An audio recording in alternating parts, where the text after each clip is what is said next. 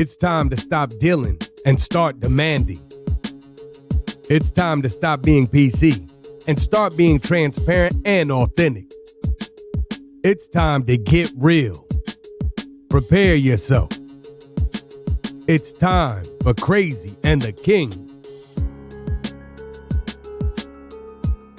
Welcome to Crazy and the King. Hey, Torin, how's it going?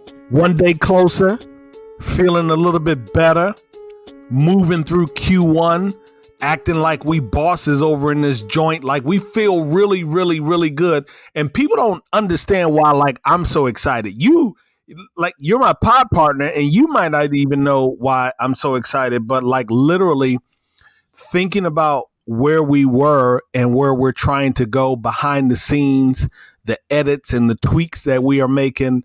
Like, I'm literally smiling over here. I can't wait for people to hear the new version of Crazy and the King. So the response is, I'm all good. Yeah, it's pretty exciting. And I guess we can kind of semi-announce that we're going to be joining a podcast network next month. Is that okay to say? I think you just said it. Like, I don't know. I mean, I kind of think you just said it. Like, I mean, I don't know. I mean, we got 2 listeners at least, you and I. So, I mean, you know, if nothing else, the 2 of us heard it. So I guess that's what it is. We definitely know. And we definitely have more than 2 listeners. Yeah. Which is a good thing. And I think, you know, for our listeners, know that Julie and I made the decision, and I lean on Julie with administrative, components of our podcast, because we really do want, we say this all the time, but we really do want to give a premier product, and not premier as in the best, but premier as in we are working harder to get better at giving all of our listeners a great product, one that you can confidently share with other people. It's going to change the composition of the content and how it's put together, but we are definitely excited about, joining that network. I'm glad that we made that decision. So part of our growth. Yeah, no, it's pretty exciting. Absolutely. So I just got home from Smart Recruiters, and how was it? It was pretty good. I always think that Jerome and team put on a nice show. A lot of high level folks there on stage, so it was a nice change of pace, not quite as spread out as a lot of the conferences that we go to. So there was a lot more ability to interact and engage with people. So thanks to that team for having us out. And I did a roundtable on disability Ask Me Anything. And so that was a lot of fun, a lot of great interactions, and learned a lot myself too about TA transformation. Yeah. And Jerome dropped the book. So for those of you who are not familiar with Smart Recruiters, you may want to go out and look for Jerome Turnick. I won't try to spell his name, not in the moment, but definitely look for the CEO of Smart Recruiters. He dropped the book. They do put on an amazing event. I wasn't there this year, but I'm sure you held it down. I saw some of your tweets. I saw other people out there like Lars riding around on electric skateboards. Mm-hmm. I know Charney was in the building. I know Fisher was in the building. So, yeah, it was a beautiful thing. Did you see Kimberly Jones? Was she there? Are you serious? She was there? No, I did not see her. I check her feed pretty regularly to see where she's at so we can finally meet in person. I had no idea. I saw kind of the usual players and didn't meet anyone kind of from the speakers bureau that I hadn't known before. It's all good. Well, Kimberly, you know that we gave you a brief little shout out. We're looking for you. We are hoping that our paths cross at some point in 2020. I know that they will. I just thought that it may have been earlier in the year rather than a few weeks later. So it's all good. But I'm glad you had a good time, Jay. Yeah, it was great. And I am really interested in the first story that you're bringing us today. So you want to kick us off? Silicon Valley's cocaine problem shaped our racist tech. How's that for kicking us off? Yeah, so I want you all that are listening to understand we found this incredible story over on The Guardian. And the title of the story is Silicon Valley's cocaine problem shaped our racist tech. Now, a piece of me wants to apologize or to set this story up in a way that is I'll use the word or the phrase, the route of a pacifist, the route of an apologist, if you will, because I know that sometimes when people hear some of these titles, the way that we frame certain conversations, they may categorize myself or both of us, Julie, in a particular light. But I'm not going to apologize for anything in this one, because it's something that I've actually known, but I couldn't express it the way that Charlton D. McIlwain expressed it. And Charlton D. McIlwain actually is associated with the Center for Critical Race and Digital Studies. He's a vice provost for faculty and development at New York University. You can find him on Twitter at CM. Well, actually, C. McIlwain, that's CMCILWAIN. And of course, we'll have that in the show notes. But he wrote an incredible article that talks about the cocaine rush of the 80s and the 90s. Some may refer to it as the crack epidemic. And I want you to recognize that, Julie, because that is the difference. Cocaine associated with a certain ethnicity and population demographic, crack associated with a certain ethnicity, demographic, and population. And so have you ever read or have you ever watched a series on the History Channel called A History of Drugs? No, I have not seen that.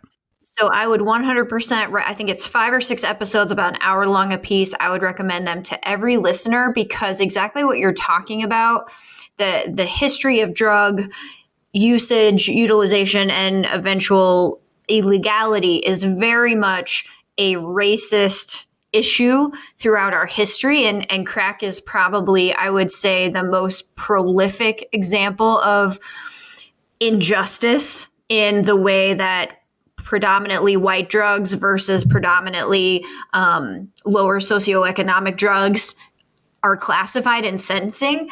But it actually happens a lot earlier in our history than we even get to that, when we start seeing differentiation in legal use for things like cocaine. And so I'm so very interested in this story, because until I'd watched that series, I didn't understand how that migration of legality changed. And then ultimately getting to exactly what you're talking to, created a ever more biased criminal justice system. Sorry, go ahead.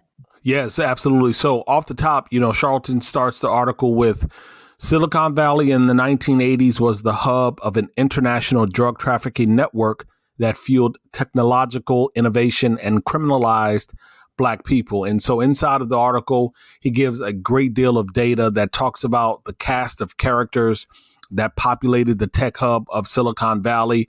He talks about the amount of money and the innovation and the technology that was pouring out of Silicon Valley in the late 80s, early 90s, if you will. He talks about some of the incredible organizations that we recognize, the IBMs, the Lockheeds, the Syntex, the HPs, and what he says to wrap a ribbon around all of this incredible fervor around innovation and disruption and bringing to market what we, began to learn of and enjoy back then and certainly are learning and enjoying right now, was all fueled by something stronger than caffeine. It was fueled in large part by cocaine. We're talking about people from bathroom attendants to shoe shine boys to mailroom clerks, and even, of course, these executives and people that are working inside of these tech companies. And so, the article really goes on to talk about this incredible cast of tech, the players that are there, the need for, this constant jolt, if you will, so that they can continue to develop and to innovate. And what he frames in the story is a troubling intersection between technology, race, and racism.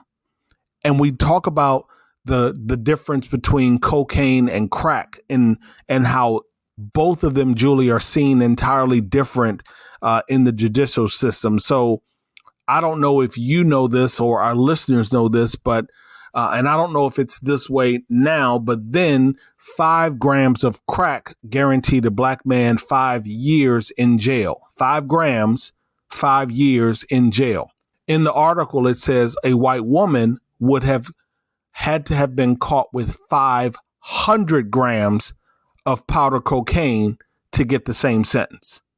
5 grams of crack, which is the size of a quarter, 500 grams of cocaine, which is something that won't fit inside of a large post office box at the post office.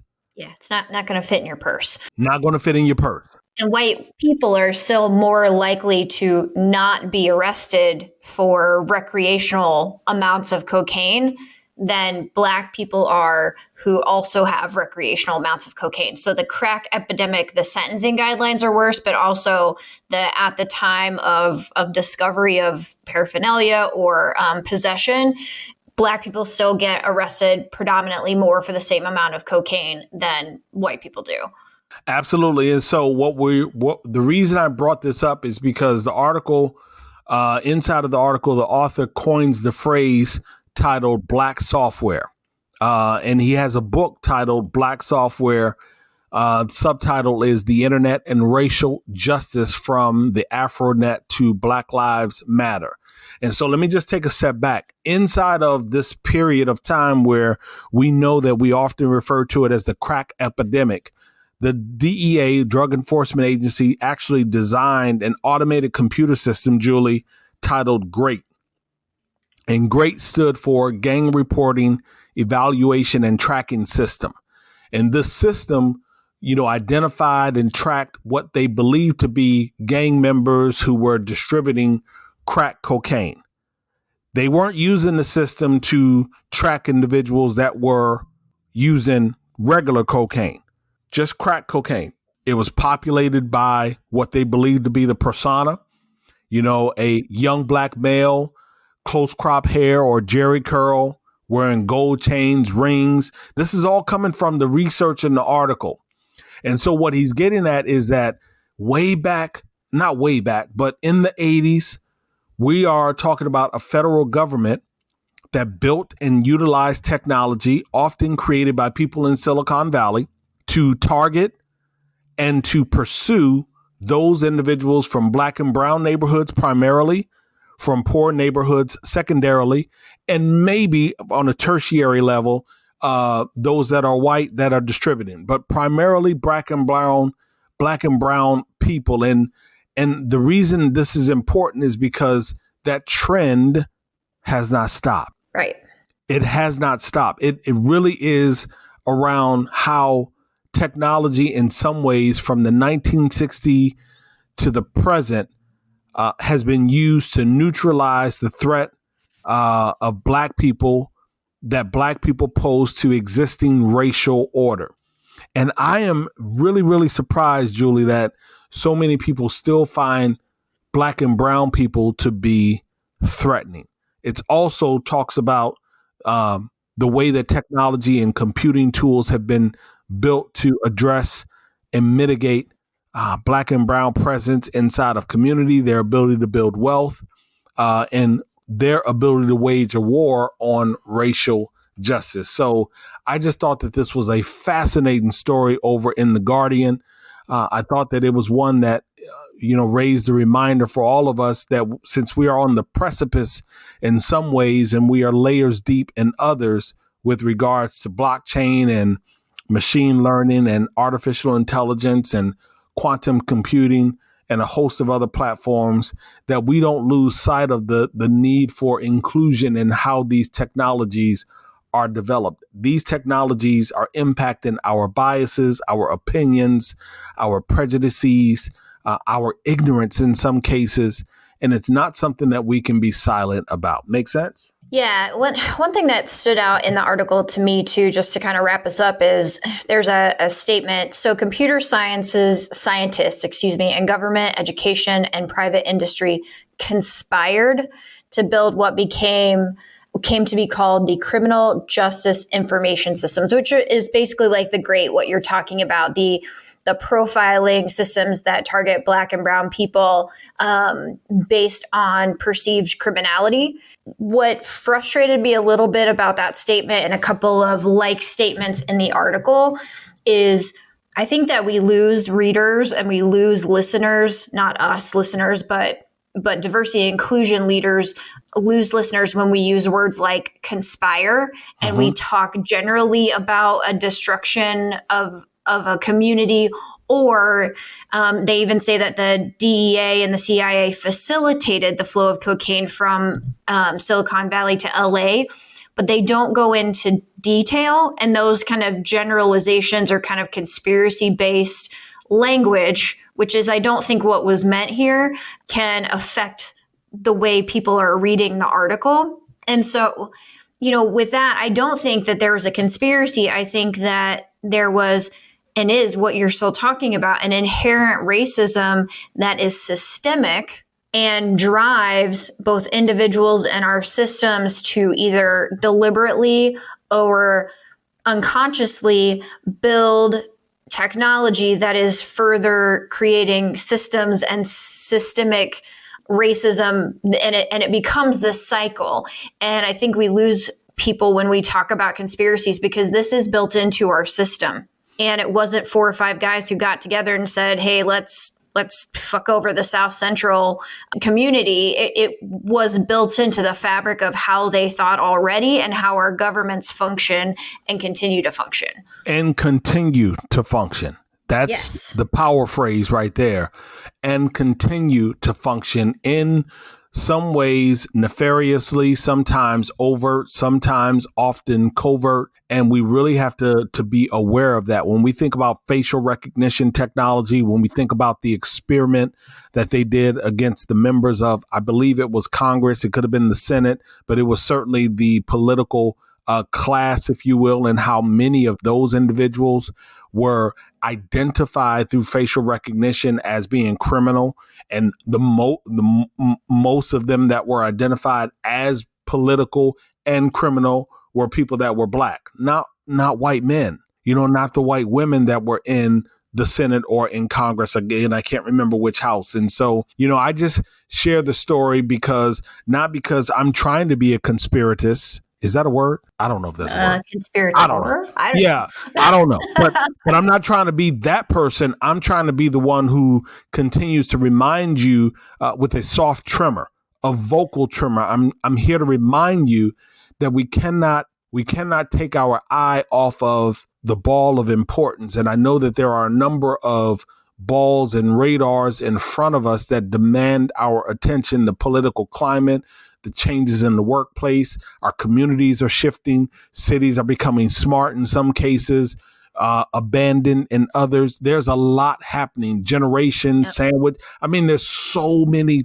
things that are going on, but I'm just hoping that you find some level of importance here and that you understand the role that you play in being conscious. You got to be forever present, Julie. Yes. And it's not a conspiracy, it's reality. And the more white people understand that, the more power we're going to have to help change the system. Absolutely. So my story this week interests to a lot of the women in diversity and inclusion and talent acquisition and HR that, I spend a great deal of time with and I admire and look up to. But just, I think as well, most women within the workplace. So I know you've heard of Beyonce, who we often call Queen Bee. Yeah. But have you ever heard of Queen Bee syndrome? I've never heard of that. I'm actually pulling that up now. All right. So I found this great article that's a couple weeks old from Forbes, and Dr. Shawn Andrews, who is a female and an expert in diversity and inclusion and all types of sort of microaggressions and subcultures within the workplace that help us to identify our biases, said that the most common question that she receives from audiences is, why don't women support other women, especially in the workplace? Yep. And I have to tell you that I went and I looked for this article because I had a situation this week that I got a little ranty about, and my husband said, you should probably get this out of your system by talking about it on your podcast, and then try to let it go. So I was at conference this week, and there's a fairly elite group of women on stage that I haven't been connected to before, and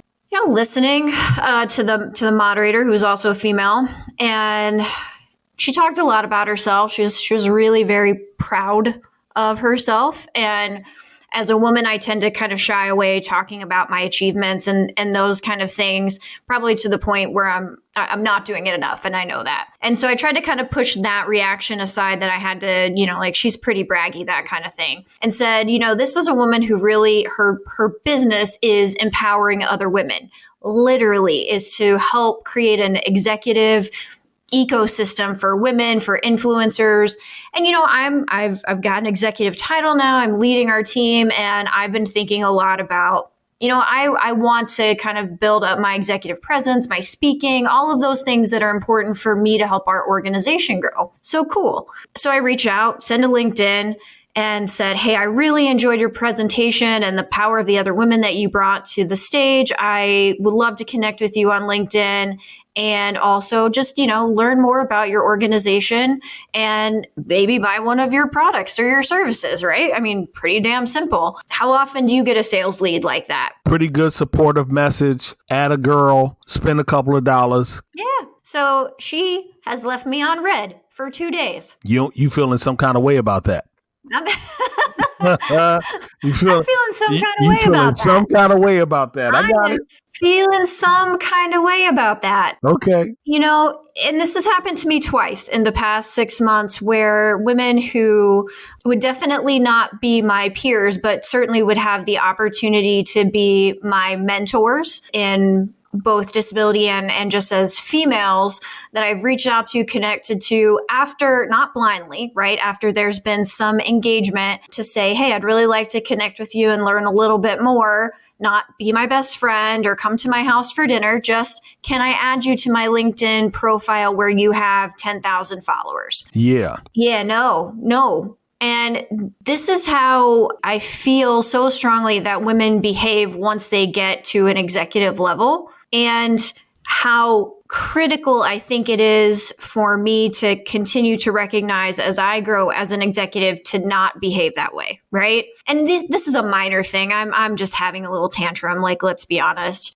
But it is an example of how women don't support other women in the workplace. And it really got me thinking, like, what is this? Why does this happen? And the article that I found by Dr. Andrews kind of went through these 3 or 4 different rules or syndromes that happen and are kind of demonstrative of why women aren't supporting each other. And do you agree? Because I'm scrolling through, I look at, she's got like 4 reasons. Do you agree with those reasons? So one of them I had never heard of before, and it was the power dead even rule. Okay. And once I read it, I know that it's true because I've done it. I've been guilty of it. And I have seen other women do it to each other since we were literally born, right? If we could talk, we started putting the power dead even rule into place.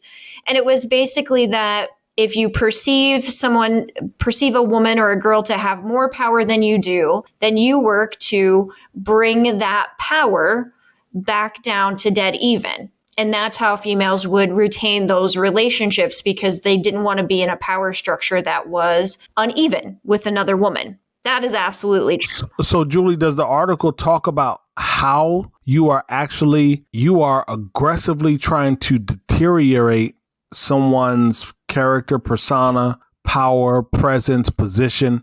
Does it talk about or give examples, or can you give one, since you say you've seen it in your own work? Can you give an example of how you've done that? So I think a lot of times, yes, it's a lot more subtle. All right. There's that mean girl that just is out to ruin you. But most of the time it's the eye roll, oh, you could have done this better, or treating our female employees to higher standards than we hold our male employees to. criticisms of appearance, age, those kind of things that just sort of needle you down in a very passive aggressive way that I think a lot of women don't even recognize that we do to each other to keep the power dynamic even. I think that absolutely happens all of the time. And any woman who's listening can back me up. I would say almost 100%.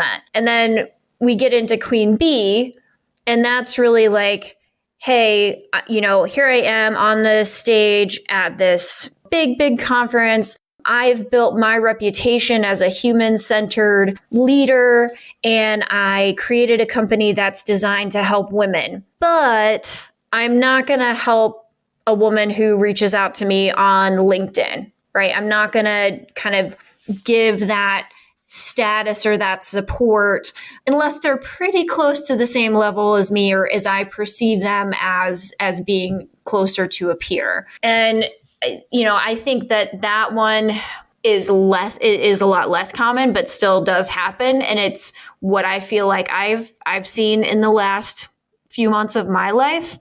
And then there's just sort of the basic, I figured it out. Why should I help you figure it out? Like meritocracy, pull yourself up by the bootstraps, way that I think Americans treat each other too frequently, but that women do so more to other women than they do to men in similar situations. And, I'm a white girl, I'm a white woman. And when these things are happening to me, it also causes me to stop and say, I know that it's happening a lot more to women of color, to women with visible disabilities, to women who might identify in the LGBTQ community more than it's happening to me. And so if I'm feeling it, there are definitely other women in our world feeling about it.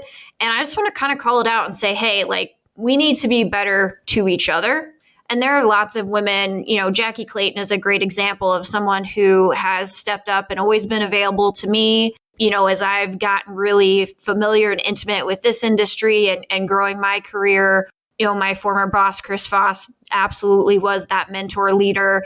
And I think that as women, we need to be focusing on that and focusing on recognizing that these rules and syndromes exist and working them out of our behavior as we move up to a leadership level, period. Well, first of all, I thought Dr. Shawn Andrews was an African-American woman until I scrolled down to the bottom of the article and saw that she was a white woman in California. Shout out to Dr. Shawn Andrews. She got that good colored name. Got that good color in her name. She was a guy. Yeah. So check it. I think that it's interesting because, oftentimes when we think about relationships and inside of the workplace, and I'll just stay in the workplace, there is a lot of nuance to that.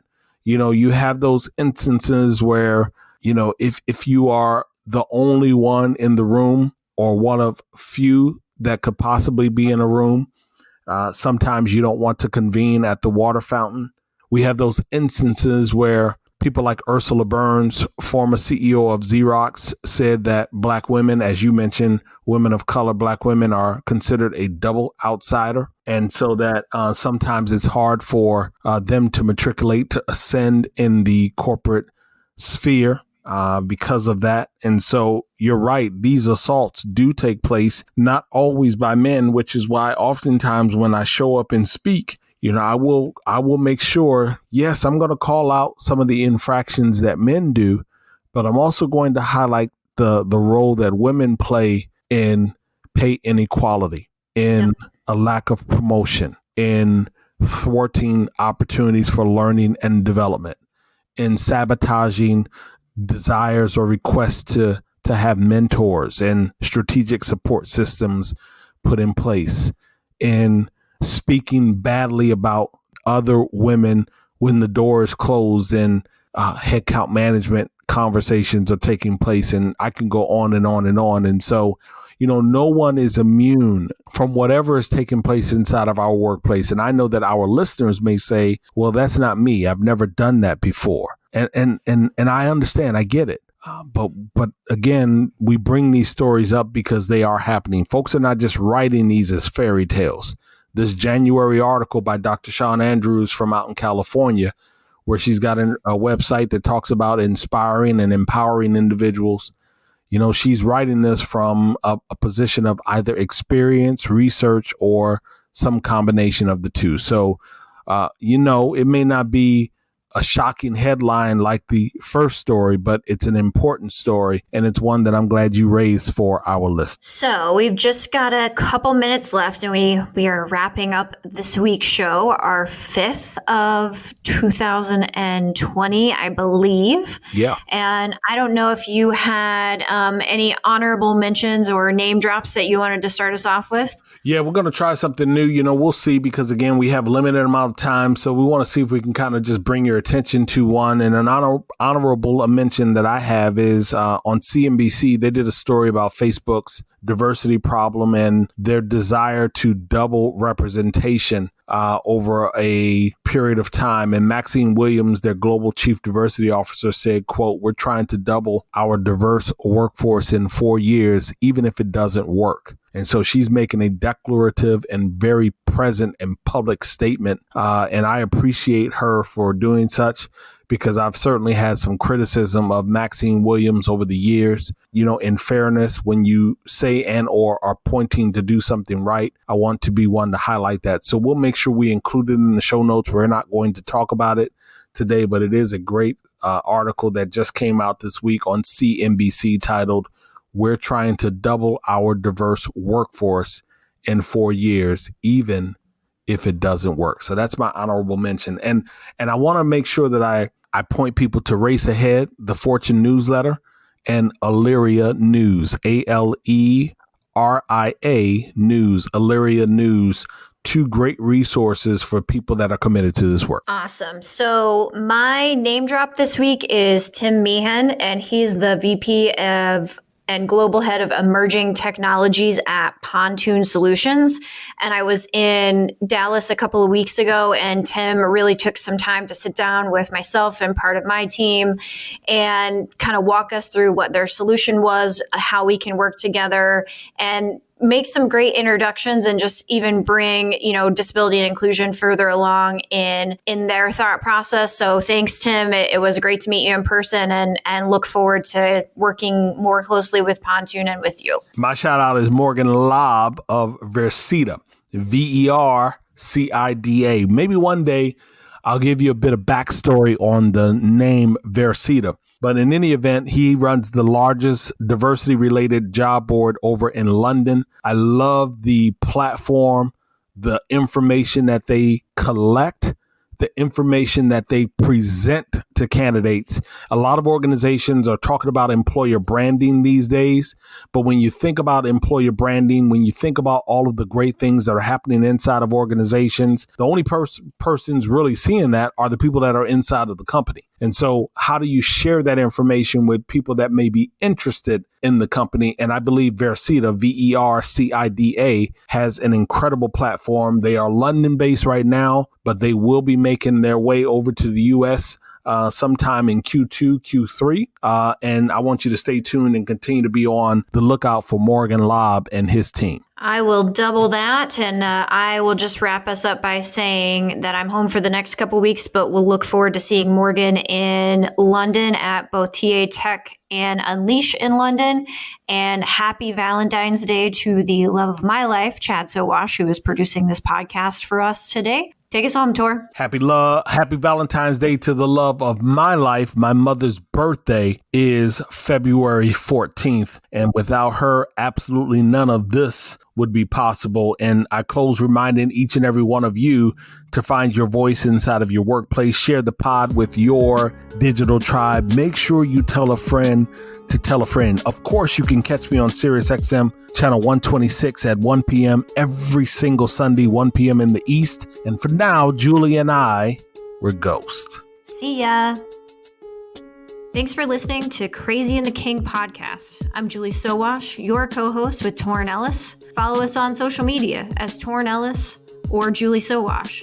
And also follow our hashtag, Crazy and the King. This episode was produced by my gorgeous husband, Chad Sowash, and our music is by DJ Cells, straight out of Baltimore. You can find Crazy and the King wherever you find your podcasts. Please rate us, and if you like it, share it with a friend. We'll see you soon.